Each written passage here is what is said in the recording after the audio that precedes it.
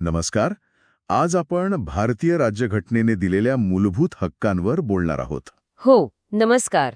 आपल्याकडे जी माहिती आहे त्यानुसार हे हक्क म्हणजे फक्त कायद्याच्या पुस्तकातल्या गोष्टी नाहीत.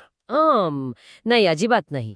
तर ते न्याय, स्वातंत्र्य, समानता यांचं प्रत्यक्ष संरक्षण कसं करतात हे समजून घ्यायचा आपला प्रयत्न राहील. अगदी.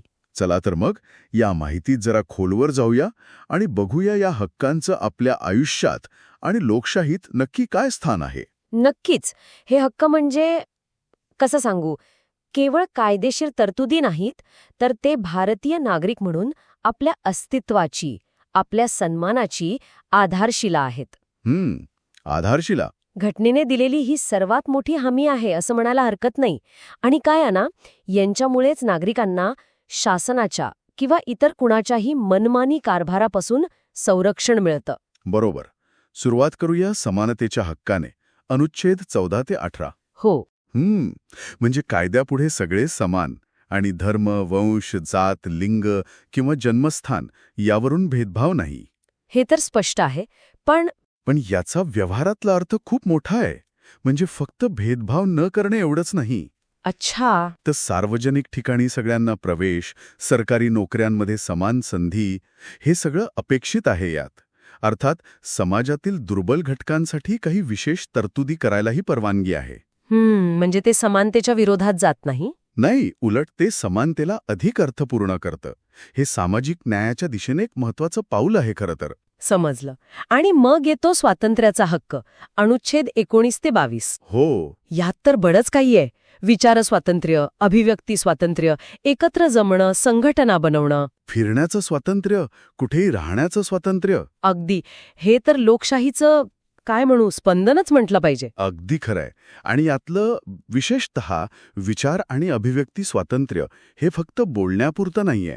अच्छा. त्यात माहिती मिळवणं, मतं मांडणं, अगदी शांतपणे निषेध नोंदवणं याचाही समावेश होतो. अर्थात हे अमर्याद नाहीये. हो, त्यावर बंधनं असतीयच. हो, देशाची सुरक्षा, सार्वजनिक सुव्यवस्था, नैतिकता यासाठी वाजवी बंधनं घालता येतात.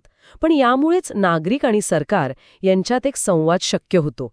आणि यातला अनुच्छेद 21, जीवित आणि व्यक्तिगत स्वातंत्र्याचा हक्क. बरोबर, तो तर या सगळ्याचा पाया आहे. त्याची व्याप्ती तर न्यायालयाने वेळोवेळी अजून वाढवली आहे. समानता आणि स्वातंत्र्यानंतर घटनेने आणखी एक महत्वाची गोष्ट पाहिलीये की कुणाचं शोषण होऊ नये. नक्कीच.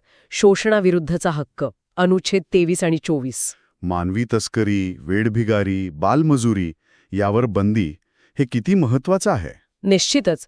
हा हक्क समाजातील सर्वात असुरक्षित घटकांना, खास करून महिला आणि मुलांना संरक्षण देतो. बरोबर. प्रत्येक व्यक्तीच्या प्रतिष्ठेचं रक्षण करणं हा त्याचा मुख्य उद्देश आहे.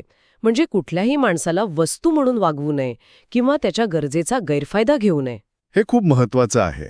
बरं, पुढे आहे धर्मस्वातंत्र्याचा हक्क, अनुच्छेद 25 ते 28. भारत एक धर्मनिरपेक्ष राष्ट्र आहे याचं हे प्रतीक म्हणता येईल का? हो, नक्कीच म्हणता येईल. प्रत्येकाला आपल्या आवडीचा धर्म निवडण्याचा, त्याचं पालन करण्याचा आणि त्याचा प्रसार करण्याचा अधिकार आहे. प्रसार? हो, पण तो सक्तीचा नसावा आणि त्याने सार्वजनिक सुव्यवस्था, नैतिकता किंवा आरोग्याला बाधा येऊ नये. शिवाय राज्याला सामाजिक सुधारणांसाठी कायदे करण्याचाही अधिकार आहेच. म्हणजे स्वातंत्र्य आणि सामाजिक जबाबदारी यातला समतोल साधण्याचा प्रयत्न आहे. अगदी बरोबर. आणि मग येतात सांस्कृतिक व शैक्षणिक हक्क, अनुच्छेद 29 आणि 30. हे विशेषतः अल्पसंख्याकांसाठी आहेत असं ऐकलंय. हो, यातून भारताची विविधता जपण्याचा प्रयत्न दिसतो. कसा?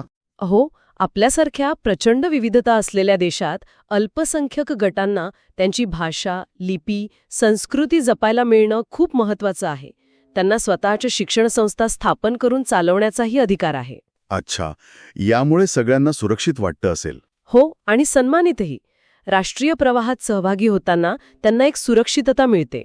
आणि या सगळ्या हक्कांना म्हणजे खऱ्या अर्थाने उपयोगी बनवणारा, त्यांचं संरक्षण करणारा हक्क म्हणजे संवैधानिक उपायांचा हक्क, अनुच्छेद 32. अगदी. म्हणजे जर यापैकी कुठलाही हक्क धोक्यात आला तर थेट सुप्रीम कोर्टात जाता येतं. बरोबर. म्हणूनच याला घटनेचा आत्मा आणि हृदय म्हणतात हे आता कळतंय. अगदी योग्य मुद्दा. डॉक्टर आंबेडकरांनी याचं महत्त्व ओळखलं होतं. कारण हक्क फक्त कागदावर असून काय उपयोग? बरोबर, ते अंमलात आणता आली पाहिजेत. तेच, जर तुमच्या मूलभूत हक्कांचं उल्लंघन झालं तर अनुच्छेद 32 तुम्हाला थेट सर्वोच्च न्यायालयात दाद मागण्याचा एक प्रभावी मार्ग देतो. म्हणूनच बाकीचे सगळे हक्क खऱ्या अर्थाने मूलभूत ठरतात. म्हणजे हा हक्कच इतर हक्कांचा रक्षक आहे. अगदी बरोबर. म्हणूनच त्याला हक्कांचे रक्षण करण्याचा हक्क असंही म्हणतात. तर या सगळ्याचा अर्थ काय? हे हक्क केवळ कायदेशीर अधिकार नाहीत, तर ते एका सशक्त आणि जागरूक नागरिकाची ओळख आहेत. तंतोतंत. यांची माहिती असणं आणि गरज पडल्यास त्यांचा वापर करण्यासाठी तयार राहणं हे जबाबदार नागरिकत्व म्हणायचं. अगदी. आणि हे हक्क आपल्याला केवळ अधिकार देत नाहीत, तर काही जबाबदाऱ्यांची जाणीवही करून देतात. या अधिकारांच्या मागे घटनेचा एक खूप व्यापक, मानवकेंद्री आणि सर्वसमावेशक दृष्टिकोन आहे. तो समजून घेणं महत्वाचं आहे. आणि जाता जाता एक विचार मनात येतो. हे हक्क आपल्याला मिळाले आहेत, पण त्यांच्या संरक्षणासाठी आणि ते इतरांपर्यंत पोहोचवण्यासाठी आपण नागरिक म्हणून किती सक्रिय असतो? हां, खरंच विचार करण्यासारखा प्रश्न आहे. कारण या हक्कांचं खरं सामर्थ्य ते केवळ घटनेत लिहिलेले आहेत यात नाही, तर ते नागरिकांच्या जागरूकतेत आणि त्यांच्या सक्रिय वापरात आहे. नक्कीच. आजच्या या चर्चेतून मूलभूत हक्कांचं महत्त्व आणि त्यांची व्याप्ती अधिक स्पष्ट झाली असेल अशी आशा आहे. धन्यवाद. धन्यवाद. जर आजचा व्हिडिओ तुम्हाला उपयुक्त वाटला असेल तर नक्की लाईक करा, शेअर करा आणि कायदा आपल्यासाठी या चॅनलला सबस्क्राईब करायला विसरू नका. कारण महाराष्ट्रातला प्रत्येक माणूस, मग तो शेतकरी असो, कामगार असो, विद्यार्थी असो, गृहिणी असो, त्याला आपल्या हक्कांची माहिती असणं खूप गरजेचं आहे. आपण सगळे मिळून एकत्र आलो तर अन्यायाविरुद्ध लढता येतं आणि न्याय मिळवता येतो.